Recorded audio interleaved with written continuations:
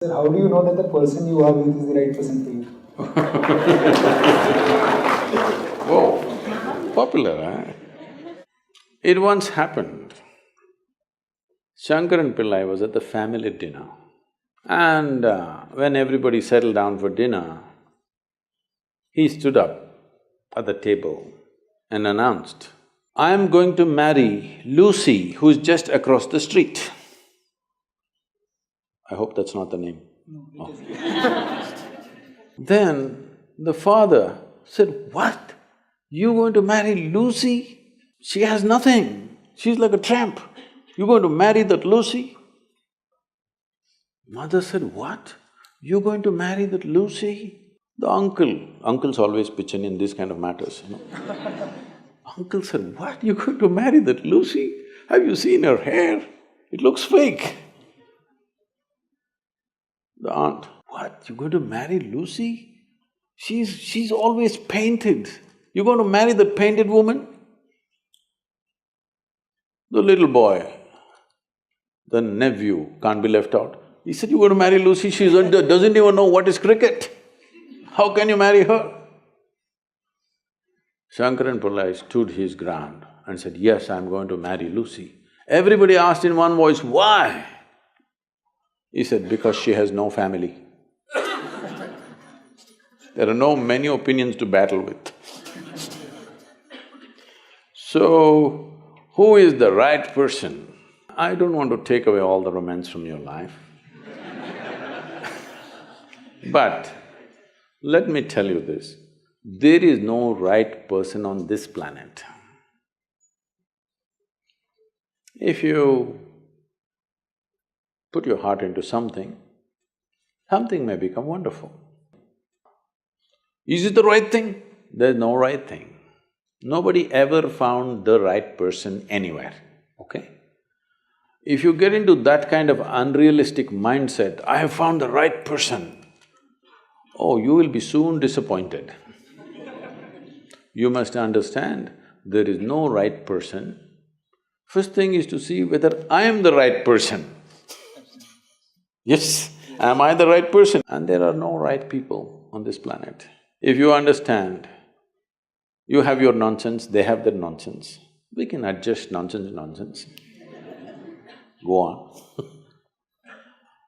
We must understand relationships are formed for various needs. There are physical needs, there are psychological needs, there are emotional needs, there may be social needs, there may be financial needs, various kinds of needs. So when you're going to somebody with so many needs, you're going as a beggar, and a beggar cannot choose. Hello? Beggar eat what comes his way, isn't it? He cannot choose. So, if you really want to make a choice in this world, first and foremost thing is, you bring yourself to your place where your experience of life is just pleasant by yourself. You're wonderful. Now, let us see what gets drawn to this one. If you're really wonderful, things will happen in every way, I'm saying. In terms of career, in terms of marriage, in terms of relationships, the best will happen to you because you made yourself like this. Instead of trying to work on somebody and fix them, if you work upon yourself and make you so wonderful that everybody wants to be with you, then there is a choice. And this whole thing is an American thing, that there is a soulmate somewhere. God made just one more person just for you. But these days, every 2 years, he keeps making one more person just for you.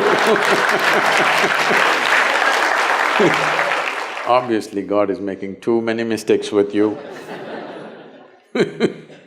See, body needs a mate, understandable. Maybe psychologically also you need a mate, understandable. Emotionally you need a mate. A soul cannot need a mate. So soul doesn't need a mate, nor was some person made perfectly for you, okay? This creation makes all kinds of unique idiots. If you understand you are one kind of idiot and the others are different kind, you will understand their nonsense because you know you got your stuff. If you think you're perfect and God has chosen you and He's made another person perfect somewhere else, you're heading for a disaster, okay? There's no such thing. Even, people today, after 5,000 years, people are still adulating and worshipping Krishna as the greatest lover, but his wives are dead unhappy with the guy. Yes. So, you're not going to find any perfect person. If you invest a deep sense of involvement, something wonderful may happen. It's because of your involvement, not because the other person is fantastic. No. Even if you choose a fool, actually it's easy that way. If they're not stupid, why would they come to you first of all? No, I'm just being nasty. So, even if you choose a fool, it doesn't matter. If you involve yourself, it can turn out very beautiful.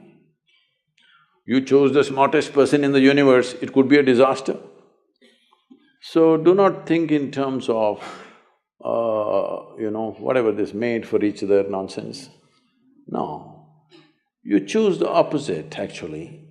But after some time, after a little bit of time, you slowly start expecting they're just like you.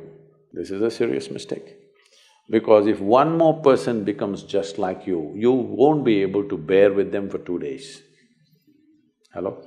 Please tell me. There's one more person just like you at home, could you live there? You're glad they're different. It's wonderful, nobody is like you, isn't it?